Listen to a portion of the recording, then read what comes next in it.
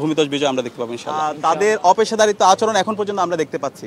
পরিকল্পনার ক্ষেত্রে আমরা আগে আমাদের ছাত্রী, আমাদের নারী যারা আছে তাদের যে আবাসন সংকট সেটা দূর করার জন্য আমরা সবার আগে কাজ করব। এক্ষেত্রে বিশ্ববিদ্যালয় প্রশাসনকে আমরা বাধ্য করব তাদেরকে যেন নারী শিক্ষার্থী যারা হলে সিট পাবে না তাদের জন্য হোস্টেলে যেন সিটের ব্যবস্থা করা হয়। এর পাশাপাশি যারা মেসে থাকে তাদের জন্য যেন স্কলারশিপের ব্যবস্থা করা হয়। এরপর আমাদের নারী শিক্ষার্থীদের নিরাপত্তা, যেটাকে আমরা সবসময় হ্যাঁ বলবো। আমরা বিশ্ববিদ্যালয়ে যে যৌন নিপীড়ন সেল আছে সেটা ফাংশনাল না। তো এই নারী শিক্ষার্থীদের নিরাপত্তার জন্য আমরা একটা ডিজিটাল কমপ্লেন্ট বক্স তৈরি করব, যেখানে যে কেউ যখন কোনো অভিযোগ করবে সেটার আমরা নিষ্পত্তি করব এবং যারা নারীদেরকে শ্লীলতাহানি করবে, সাইবার বুলিং করবে তাদের বিরুদ্ধে আমাদের জিরো টলারেন্স নীতি আমরা ঘোষণা করেছি। এরপরে আমাদের বিশ্ববিদ্যালয়ের শিক্ষার্থীদের চিকিৎসা সুবিধা এবং স্বাস্থ্যসম্মত খাবার নিশ্চিত করার জন্য আমাদের সবসময় আমরা হ্যাঁ বলবো এবং এটার জন্য আমরা কাজ করব। এরপর হচ্ছে উন্নত পরিবহন। আমাদের অনাবাসিক শিক্ষার্থী যারা আছে তারা আমাদের যে বাসগুলোতে আসে, বাসের অবস্থা খুব ভয়াবহ। বাসের যদি ফিটনেসের দিকে তাকাই এবং বাস কেন্দ্রে একটা সিন্ডিকেট তৈরি হয়েছে, সেই সিন্ডিকেটকে আমরা ভেঙে দেবো এবং ইতিমধ্যে আমরা একটা বাস ট্র্যাকিং অ্যাপস ডেভেলপ করেছি।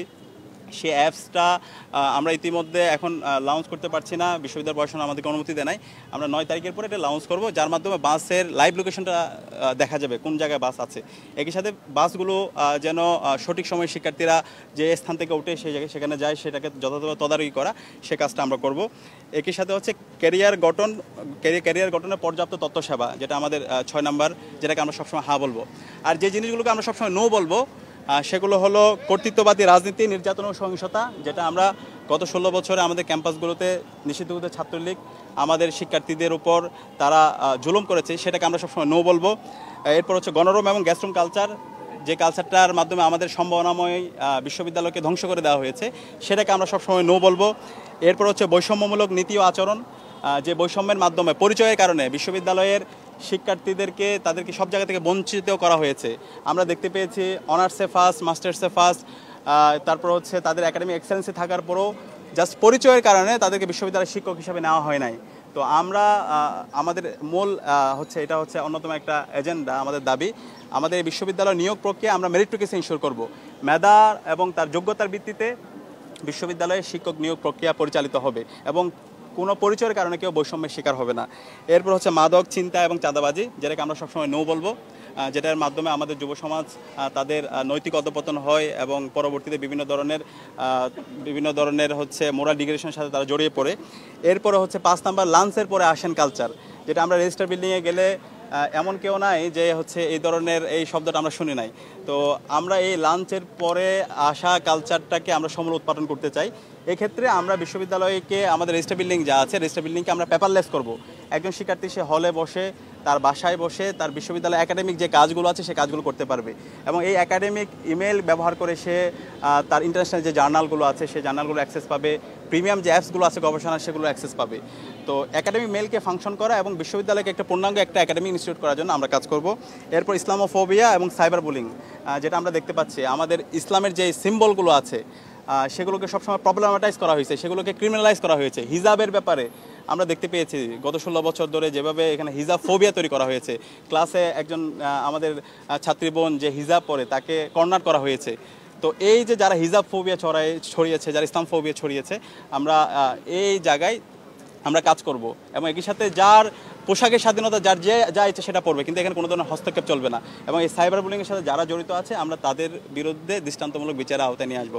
তো এই 6 ইয়েস এবং 6 নো, 6টি হ্যাঁ এবং 6টি না, এটা খুব জনপ্রিয় হয়েছে ইতিমধ্যে শিক্ষার্থীদের মাঝে।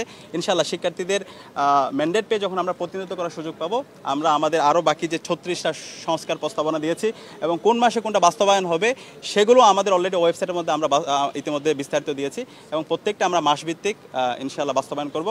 এবং আমরা ইতিমধ্যে দেখতে পেয়েছি শিক্ষার্থীরা যেভাবে আমাদের প্রত্যাশা, তাদের আকাঙ্ক্ষার কথাগুলো শুনছে, আমরা আশা করছি ইনশাআল্লাহ আসন্ন ডাকসু নির্বাচনে আমাদের জোটের ভূমিতজ বিজয় আমরা দেখতে পাবো ইনশাআল্লাহ। এখানে তো ষড়যন্ত্র চক্রান্ত চলছে।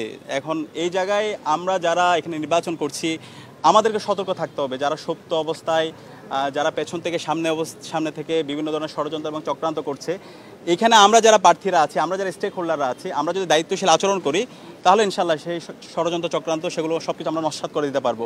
কারণ আমরা এখানে যারা আছি সবাই জুলাইয়ের প্রজন্ম, জুলাইয়ে খুনি হাসিনাকে আমরা হটাইছি।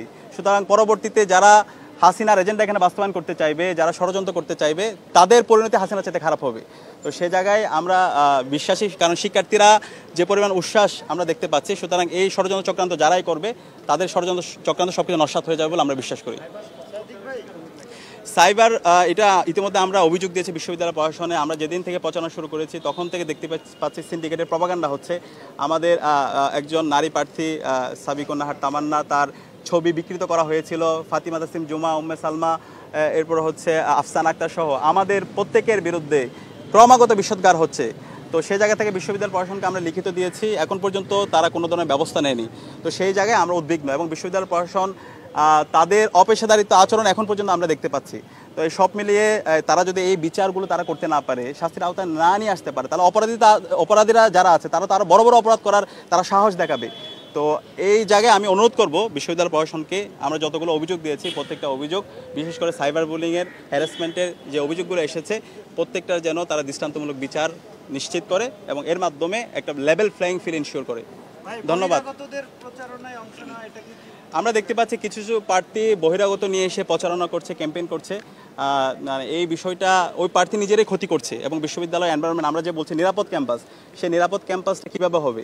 আমরা যদি এখানে যারা প্রার্থী এখন যারা ডাকসু নির্বাচন করছি, তারা যদি বহিরাগতদেরকে নিয়ে আসি, তাহলে তো এই নিরাপদ ক্যাম্পাস হলো না, আপনার অবস্থানের সাথে সাংঘর্ষিক। তো সে জায়গা থেকে আমরা অনুরোধ করব সকল প্রার্থীদেরকে, বিশ্ববিদ্যালয়ের শিক্ষার্থী আপনি একাই যান, আপনার কেন এত বিশাল শোডাউন লাগবে?